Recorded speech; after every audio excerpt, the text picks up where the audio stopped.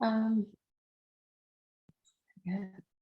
Hello, everybody, and welcome to this evening's really exciting conversations on fashion and decoloniality. Angela, can I hand it to you for the introduction? Yes. Hi, everyone. Thank you so much for joining us again. It's so nice to have this consistent group of people who keep joining the conversations. I think that's the only way how, at least in the long run, we can, build connection and trust and hopefully knowledge together. Yeah, so I guess by now we kind of I'm not going to say know the rules, more of the protocol, how we try to be respectful of everyone's opinions, everyone's feelings. Yeah, I mean, I'm kind of like flabbergasted. It's been a long day. I think I also like that idea that we kind of ground ourselves after how we experience the reworlding assembly. How how after a long day, I mean, for me, it's in the evening, and how I just, after rushing and putting my kids to bed, how to then try to be on time for the conversations and getting my mind in the right setting again for this space. So tonight we're going to talk about decolonial pedagogies. We have the amazing honor to have Catherine Walsh with us this evening. And although I had this very exciting bio to introduce Catherine, it turns out that it's about 12 years old or more. So I'm not going to make that same mistake by reading that, that bio. So maybe, Catherine, would it be okay if you would introduce yourself and where you come from or speak from at this point rather than 12 years ago?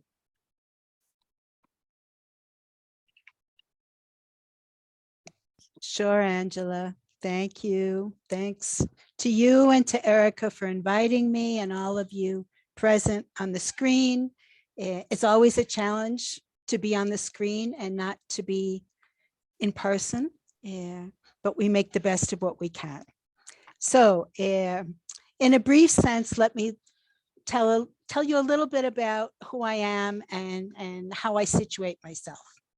So first off, I always say I'm not an academic. I define myself as an intellectual militant or a militant intellectual and as a pedagogue. Although I've worked in the university for more than 40 years, I've never identified myself with the university per se. So maybe that's something that connects to some of you that are present today. I mean, how we sort of move in between these spaces, move in and out of institutions that we study or that we work in, and allow.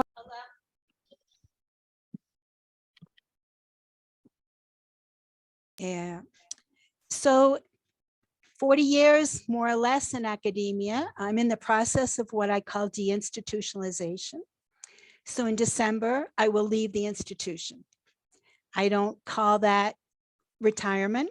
I call it deinstitutionalization, which I think for those of us that think and do or intend to act praxistically, decolonially, it's important to understand that decoloniality can't be institutionalized or shouldn't be institutionalized.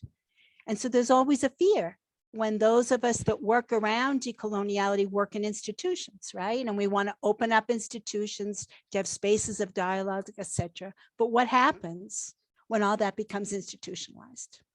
So my decision is political, it's ethical, it's personal. And it means that now I will continue to sort of do what I've been doing for many, many years in other spaces that don't require me to be institutionalized. So I think that's important to mention, right? I mean, there's lots that I could say about the work that I do. So in the conversation we have tonight, I can tell you a little bit about what it means to do a doctoral program in a different sense as what I understand is a fissure or a crack in the institution. The fact that I'm leaving the institution, unfortunately, the doctoral program, it seems, will not continue because the institution feels it's too political. So that's another conversation we can have, right? What happens when those spaces that we open up, the institutions want to close. But I've always, since I can remember, always worked, let's say, outside the institution, with communities, with social movements, with struggles in different parts of the world. So for many years, I was born and grew up in the United States, so my space of struggle was there for many years. But for almost 30 years, I've lived in Ecuador, in South America. And this is my home, this is my place of work and struggle. And so while I move around throughout Latin America and I move around the globe, thinking from here is radically distinct from thinking from the United States, where I was brought up. So that's brought all kinds of challenges too that I think are important to think about and to put into a decolonial discussion. So I think that's probably enough to say about me. I mean, we can, in the conversation, we can build things, but that's a little bit about who I am. Thank you so much. Thank you, Catherine. That's just such a rich place to also just start with this conversation around how the things that we have as pedagogues, and you know, I think having taught myself and being in sort of fashion education spaces, I really resonate with the words that you speak, and that always as a pedagogue, that we're kind of like a facilitator. We there's a responsibility, but at the same time there's the opportunity to be somebody that. And so you speak about being somebody who endeavors to provoke and encourage and construct and generate and advance. And these are all words that I think would resonate strongly with others in the room. But that we're wanting to advance the kind of critical questionings and understandings and knowledges and actionings, so that there's possibilities for other modes of being, thinking, knowing, sensing, and living. Particularly within institutions, particularly within spaces that generate or continue questions of learning. So I really, the opening sentence in the text that we shared with you was decoloniality doesn't imply the absence of coloniality, but rather the ongoing serpentine movement towards these possibilities that you then explain or unpack in the paper. But I'm really, really interested in this kind of serpentine quality that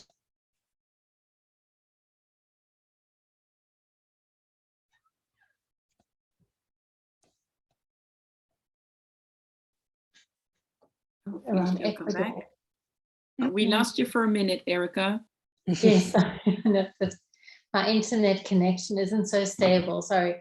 So I was just saying that it's a really interesting space to kind of think through from a kind of serpentine quality, this kind of capacity to work with those cracks, which maybe you just, as an introduction, if you could respond. Sure, Angela. Wow, there's so many elements that you brought up in your question reflection. More than a question, I understand it sort of as a reflection of thinking with, right? So maybe I can break down a little bit what you posed into 3 parts, so we can sort of begin conversing, right? So first off, I wanted to say a little bit, I think, about praxis, right? And for me, decoloniality implies praxis, but I'm understanding praxis as much more than practice. And I think that's important to sort of think about. So praxis as an act of knowing, as the action of knowing, as actional thought and thoughtful action, as sort of an analytic, as something that we can use to analyze our settings, our problems, the context that we're struggling with, right? That's both an analytic that maybe we could say is both reflective and reflexive. But praxis also as political, as critical, and as theoretical, and not just, or not simply, or not merely pragmatic. In that sense, praxis, because so often when people talk about praxis, they make it equivalent to practice, right? So practice versus theory, right? But if we begin to really question what praxis means, praxis in both the sense that the Brazilian pedagogue Paulo Freire used it, but also in a broader sense, it's intentional and it's inventive, right? It's hopeful in both analysis and inquiry and in acting and doing. So we can ask, what does decolonial praxis mean, right? If we think in a sense of its possibility of a way to break, to interrupt, to undo, to transgress, and even to fissure or crack the theory practice divide. So if we think that the Western world, and academia in particular, tends to push this binary, right, of theory versus praxis, and that's what I heard in part, Erica, in your reflection question, right, that these two things are always separate. And as you said, theory, right, is what drives, what often pushes, what people consume, right, and practice gets simplified. So if we think about how decolonial praxis can transgress that, can interrupt that, can fissure or crack that, I think that's really important because it helps us get at the fact that the modern colonial logic or framework of thinking is always linear, right? It's linear precepts, it's binary-based suppositions, but it's also outcome-oriented views of education, of knowledge, and of thought. So if we think that if praxis, understood in this broader sense, allows us to ask a series of different questions, different questions about what we're reading, about what we're studying, about what we're designing, about what we're doing, about the world that we live in, right? Questions that also point to some kind of actional sense, right? So I oftentimes in my own thinking put lots of emphasis on the question of the how or the hows, right? So oftentimes when we talk about decoloniality, it's what is it, where does it exist, etc. But how do we construct it? The how questions is what pushes movement and action, right? Not action, again, simply in the pragmatic sense, but action and thought about how we think, about how we move our own thinking, right? And maybe for some of you in the fashion, thinking about fashion, it's also how do we begin to interrupt or transgress or fissure the fashion industry per se, the consumerism that it pushes, etc. So in one sense, I wanted to mention the issue of praxis because I think it gets at or pushes the possibility of taking us beyond this thing called theory versus practice, right? But there's a second element, I think, that I heard, Angela, in your question for reflection. And that has to do with how we understand coloniality, right? So if we understand coloniality not as a theory, but as a perspective, and that's something that Aníbal Quijano argued. For Quijano, he never talked about coloniality as a theory, but always as a perspective. So what's the difference there? I mean, we can think about, I guess you could say in a traditional sense, theory is something that's oftentimes static, right?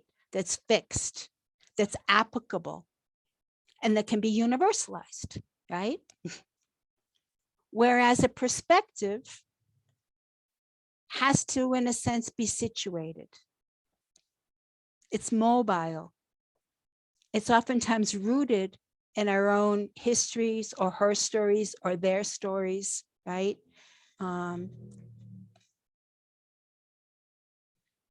It's also tied to territories, to where we are. It's tied to our bodies, right? It's tied to subjectivities and intersubjectivities.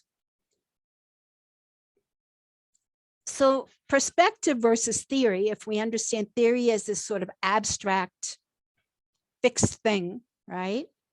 Our perspectives have a lot to do with who we are, about how we understand the world, about how we think, analyze, read, and how we are in the world, which is real different than the position or positionality that theory, in a sense, makes. So coloniality, in a sense, as a perspective, exists and takes form and gets reconfigured or mutated in different ways in different parts of the world, but in different spaces in which we interact. I mean, in part of the conversation that we're going to have today, I would love to hear more about how you think about that in terms of fashion, right? Which isn't the same as thinking about it in terms of an academic discipline per se, right? So, I mean, I think what I'm trying to get at here is that while theory is, in essence, something static, something that's fixed and can be universalized, perspective is dynamic, it's relational. So when we talk about the act of theorizing or to theorize, it allows us to make connections where the word theory doesn't necessarily make those connections in the same way, right? So it allows us to make connections that maybe point to a pluriversal versus a universal, right? But also to theorize as an action, as a way of doing, seeks relation,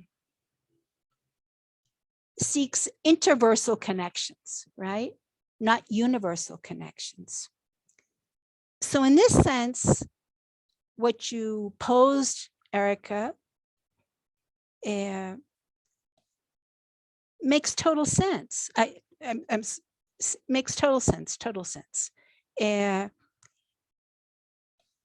theorize practice, or the notion, is it possible to theorize praxis? I would say yes. In fact, that's what decoloniality can do. But there's something else here, and that has to do with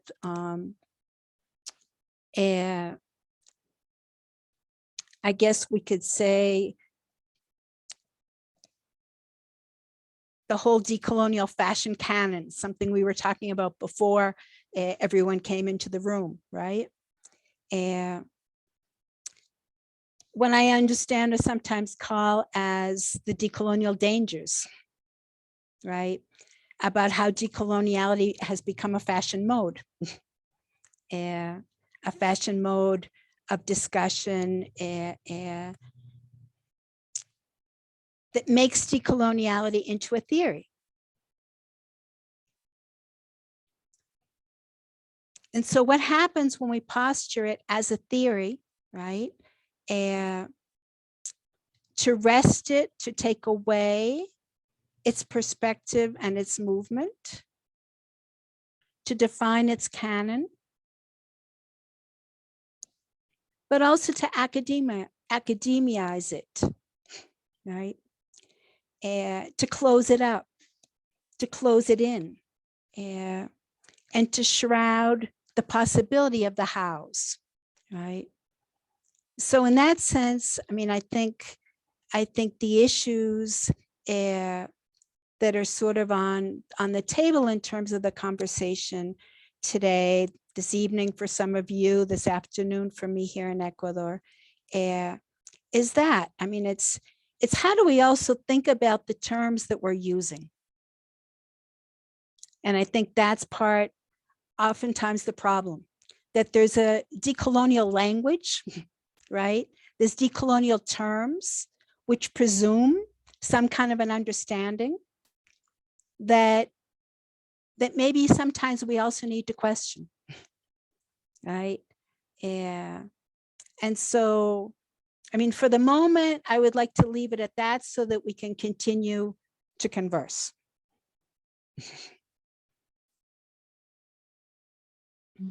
Thank you.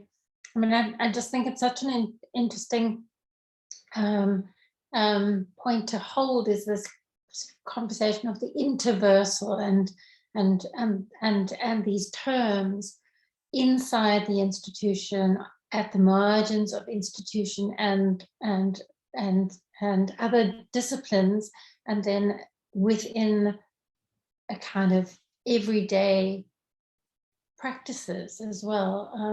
And so how these meanings kind of move across those different spaces. And I think just a really interesting point. Angela, I don't know if you want to come in here and kind of contribute. Yeah, thank you. I mean, I think Catherine already kind of like merged our two questions and kind of, which is fine, which is absolutely fine. And I think what really resonates with me, and maybe with the question I formulated, is definitely this terminology. I think, Catherine, you really, put it on the spot, is that there is a decolonial language.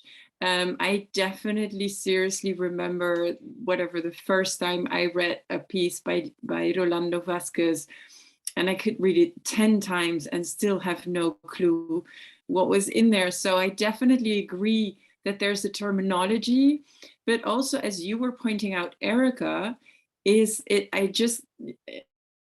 hit me, is of course how we even to those terms put our own meaning. And Catherine, when you were talking about praxis, maybe you already kind of like took it from my question, how I interpreted consciously, or probably most likely unconsciously, praxis in my reality. You see, when I think of myself as an academic, because I think that is probably the only practice I have, or praxis I have, for me, the practice, or the praxis, I don't even know which term to use anymore, are the conversations. This is what, for me, takes me out of my whatever theory, and through the conversation with such a diversity of people, this is where I literally embody these ideas and this interversality that we're talking about, where they come together and mainly unlearn me, and hopefully at some point start learning as well. But so I'm not quite sure that maybe that is not what you consider praxis, because the follow-up of my question was, can we theorize that? And we started also about the recording of this. Is that the theory that comes out of this praxis of conversations? And is that then the same, let's say, if you consume that recording, is that the same as being here in this room and experiencing these conversations and what they literally do to you and how they transform you? So it's a conversation I've had with Rolando as well, of consuming. You can't consume a conversation, recording of a conversation. And the same if when we're asked to reflect or to write, then it becomes an output. But does it do justice to having these conversations? Yes. And sorry if I sort of mixed your two questions together. No, don't be. No. But actually, in taking what Erica mentioned before, the serpentine movement, that sort of moved in and out. So maybe let me take a step back and say something about the serpentine movement, and then go with what you just mentioned, Angela.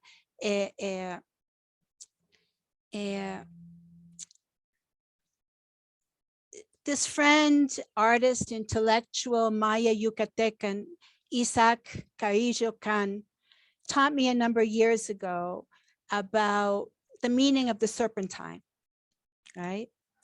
He used it both in his artistic work, but also he used it as part of his form of identification. For him, he identified as androgynous, as non-gendered, and as fluid. And when he talked about the serpentine movement, it had a lot to do with his own being, his own subjectivity or intersubjectivities, right? A movement that defies linearity. So if we go back to the issue of theory, but also the conversations that Angela was mentioning, it always sort of works in this linear sense, right? That we think we're moving towards something. But what happens when we break that linearity? And so the movement, the serpentine movement, which is fluid, which is circular, which can be spiral, which is relational, which is strategic, which moves in and out, sometimes at the same time, is key here, I think, because it also pushes different conversations. And conversations not to be consumed, like you mentioned, Angela, but rather conversations that provoke, that make us have to locate ourselves, situate ourselves, not to just listen or comment, but to think how, in terms of our own subjectivities, our bodily beings, our politics, right? What does it mean to take a stance? To take a stance in a conversation, to take a stance in the different work that we do, and to understand that decoloniality both requires a stance against, right? I mean, to talk about decoloniality, we're obviously talking against coloniality, right? A way to contest it, to challenge it, to oppose it, to resist it. But what happens when that conversation only gets located within the against, right? So how do you resist? How do you question? How do you challenge? How do you ask different kinds of questions, etc.? But for me, and that goes back to the issue of praxis that I was mentioning before, there's the issue of the for, right? So if we're struggling against something, what are we struggling for? When you talk about fashion and decolonial fashion, what are you struggling for, right? What is the intention of creating, of constructing, of cultivating something different? And I think the against and the for are part of the serpentine movement, right? So it doesn't mean, okay, we've resisted, so now we're going to create something, right? In this linear sense. But when we move in and out, it's to understand that coloniality never goes away. It's always being mutated, reconfigured, taking on new forms in different places, in different contexts, right? Which means that decoloniality also has to continue to take on different forms, to question, to struggle against, and to struggle for. And so in that sense, I think it's really important to think about the conversations, Angela, not in a linear sense, but also the opening, to go back with what Erica said before, the cracks, right? So how do we fissure or crack? If we understand coloniality almost as a wall, right? We tend to see the totality of the wall. And these days, no matter where we are in the world, that wall is increasingly impenetrable, right? It's increasingly totalizing, right? If we look at the rise of the ultra-right in all different parts of the world and what that means in terms of violences, right? Racialized and genderized violences everywhere. Sometimes it seems like we're struggling against this wall all the time, right? But one day, I would say a little bit more than a decade ago, I came across a crack. I never saw the cracks before. I mean, here in Ecuador, where we have frequent seismic activity, the cracks appear on walls and they're a problem, and you have to fill them in, right? I mean, they're structural problems. So I always thought the crack as a problem. But one day when I was going up the 125 steps from my house to the street, that are steps that are made out of cement and stone, one day I saw this flower blooming in the cement stone step, I never saw this crack before. And I said, first I thought, how come I never saw this? But it was the flower, it was the blooming, it was the growing, it was the green and yellow of the flower that caught my attention. And I began to think,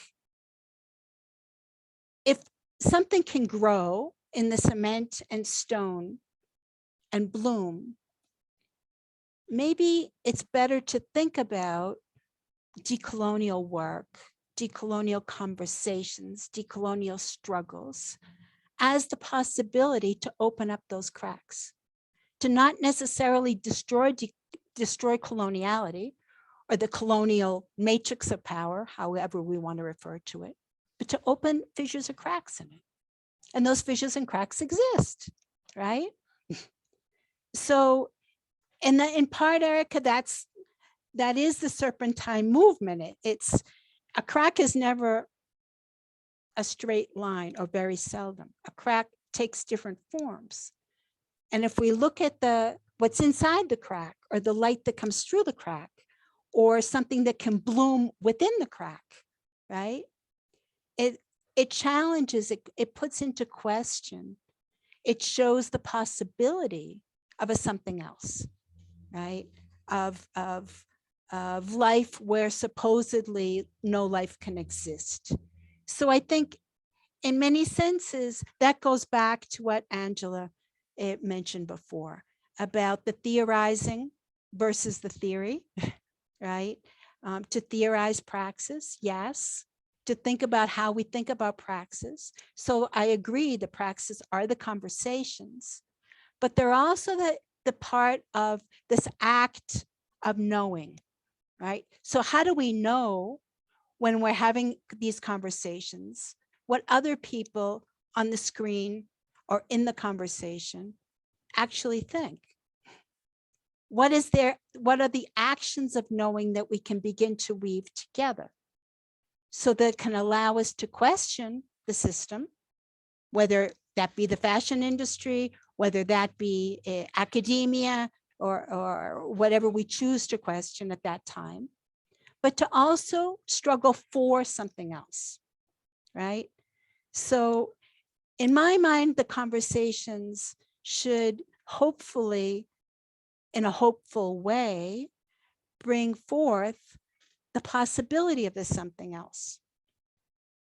What does that something else or that otherwise mean in the fashion industry? That's a question I have for all of you, right? How those otherwises get constructed, but to also understand, or at least to share in my conversation with all of you, the importance, particularly in the moments that we're living in, to think of hope against despair, but in a small sense. And that's why, for me, the fissures and cracks make sense. They give me hope. They make me begin to think that what I can do, no matter how small, matters. And when I put my thought or my actions or my acts of knowing, acts of doing, creating, inventing in conversation with others, together, we can maybe begin to create or invent something distinct. It doesn't necessarily mean that we're going to bring down coloniality's wall. It doesn't necessarily mean that we're going to destroy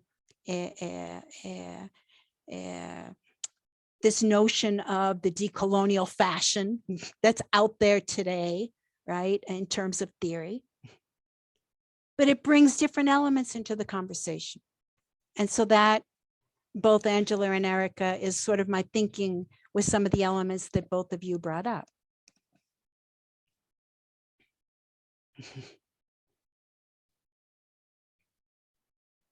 Thank you. Thank you so much. Angela, I think we can stop recording.